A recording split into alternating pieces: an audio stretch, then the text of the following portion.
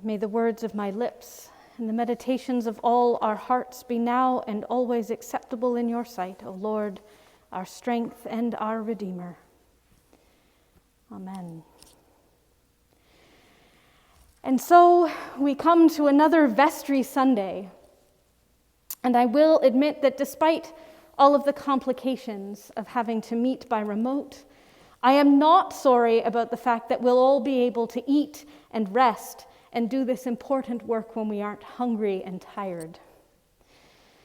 Some years on Vestry Sunday, I have given myself a little bit of a break and read the bishop's pastoral letter to vestries in place of a sermon, but this diocese doesn't seem to have those.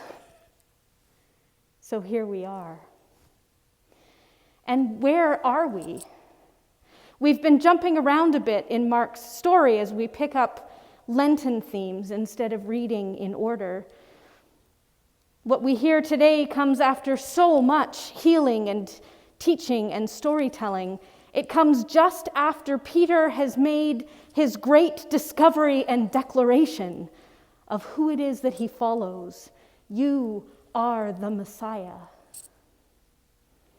And then, just after getting it so right, he gets it so wrong when Jesus begins to teach them about what is coming, what it means for him to be Messiah. And what Jesus teaches quite publicly, Peter begins to rebuke privately, sort of pulls him aside. Jesus, are you sure you know what you're saying here? You die? God forbid it. Here is this man, this charismatic teacher who doesn't just talk about hope and life and compassion and love. He lives it. He embodies it. He incarnates it. How could he die? And can you blame Peter, really, for wanting this incredible ride that he is on to continue? For Jesus to keep teaching and healing and laughing and walking and breaking bread, to just keep being and doing until they would go to Jerusalem together at the head of an army of followers who would oust the occupiers and return Israel to her glory, and the greatest and the least would sit down together and they would break bread together and they would all live happily ever after. Can you blame Peter?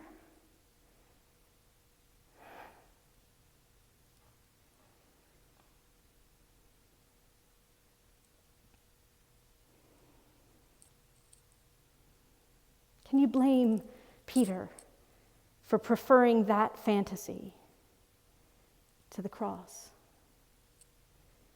But Jesus tells him, get behind me. Get in line and follow. Because there is no getting around the very central and fundamental and, crucial place that the death of Jesus plays in our understanding of who we might be if we would follow him. If any want to become my followers, let them deny themselves and take up their cross and follow me. And so here we are, following. In each generation and in each life and in each week and in each moment, figuring out anew what it means for us to take up a cross. Figuring out what it means to be disciples and follow Jesus. And we often want to read passages like this on an individual level of interpretation, what it says to me and to my experience. And it is a glorious thing that each of us can read this text, and because it is a living word, we can find something in it that speaks to us, to our individual experiences in our own lives. But this one is, I think, a particularly important lesson for us to consider as a community, a family, a parish, a church. and it's Vestry Sunday. One of the most revelatory things I ever learned about how to be the church, about how to grow the church, how to assure a future for the church, was rooted in this passage. If any want to become my followers, let them deny themselves and take up their cross and follow me. For those who want to save their life will lose it, and those who lose their life for my sake will find it. Those who want to save their life will lose it, and those who lose their life for my sake will find it.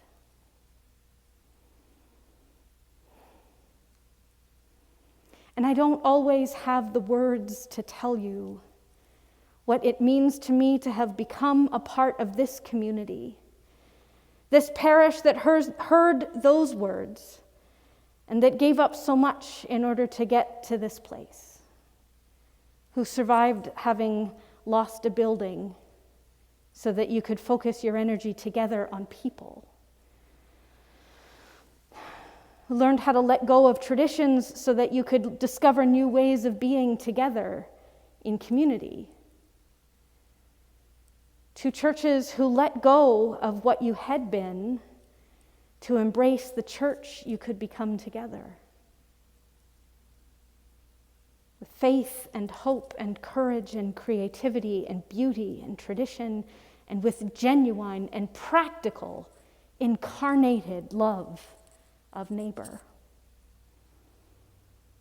This parish is so full of so much of what the church needs, so much of what the world needs. And I admit I do wonder sometimes about where everybody else is, everybody else who wants more faith, more hope, more courage, more love. And it seems like every time I turn around, I'm being invited to another Zoom meeting about how to market ourselves online, how to leverage this crisis into an opportunity to grow the church. I do not go to those meetings. And let me tell you why.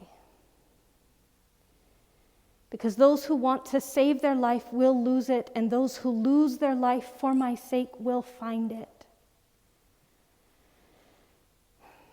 And I am nervous about any endeavor, any initiative, any program or project or idea whose primary purpose and focus is to grow the church.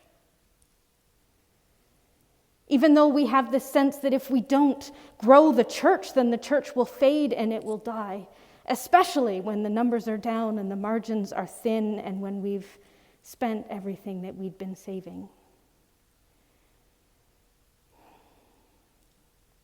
But our purpose is not to grow the church. It isn't. Our purpose is not even to maintain the church. Our purpose is to be the church and trust God for its growth. Our purpose is to be the church and to follow, and to know that following matters even more than the possibility of dying. To know that the God that we follow is, in fact, a God of abundant life, that in the hands of our God, even death is not what we think it is. And it isn't that inviting people to church is a bad thing. I love inviting people to church, and I love how much easier it got now that we're online. But that invitation can't be rooted in fear. Fear is not what moves us, what motivates us. Peter speaks out of fear when he says, "You cannot die." Judas betrays him out of fear. The Pharisees kill him out of fear. Peter denies him out of fear. In these stories that we turn to discover who we are as God's people, very little good ever comes of acting in fear. And confronted by Peter's fear-filled words, Jesus says, "Get behind me and follow me." And if we are to follow, then Jesus' path will lead us places we would not choose to go. But we follow trusting that it is a path of hope and of truth and of joy and of love and of abundant life. And fear has no place on it.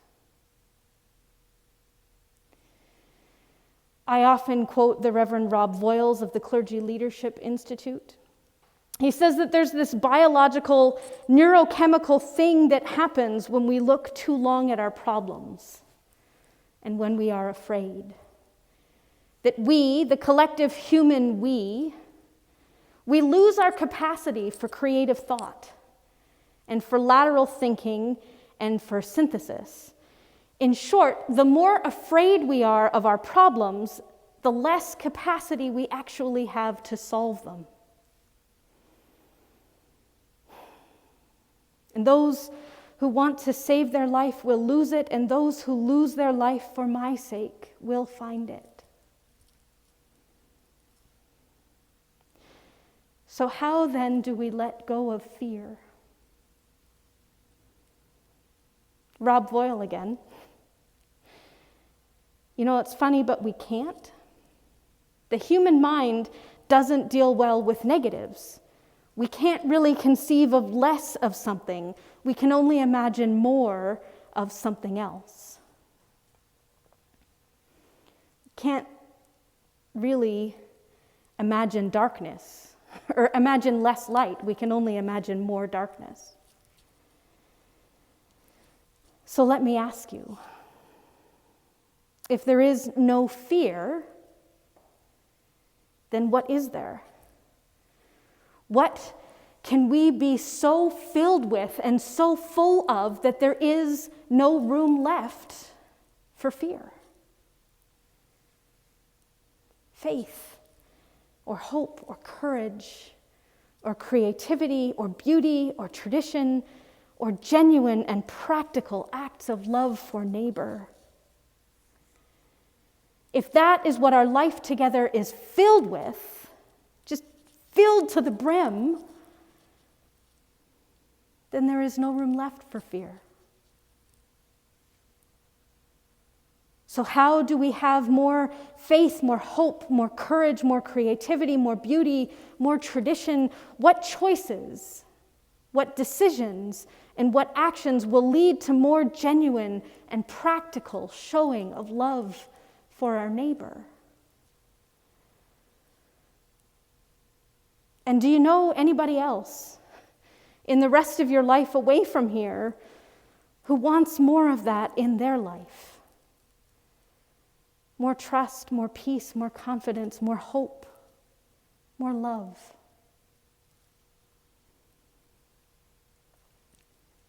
By all means, invite them to be a part of this trust and peace and confidence and hope and faith and love-seeking, neighbor-loving community. Because that community, a community that strives to find more trust and more peace and more confidence and more hope, more love, more faith, more joy, more beauty. That community that knows that we are following a God of abundant life. And that in the hands of this God, even death isn't the ending that we think it is. That community that doesn't just talk about hope and life and compassion and love, but lives it, embodies it, incarnates it. That community has nothing to fear. Thanks be to God.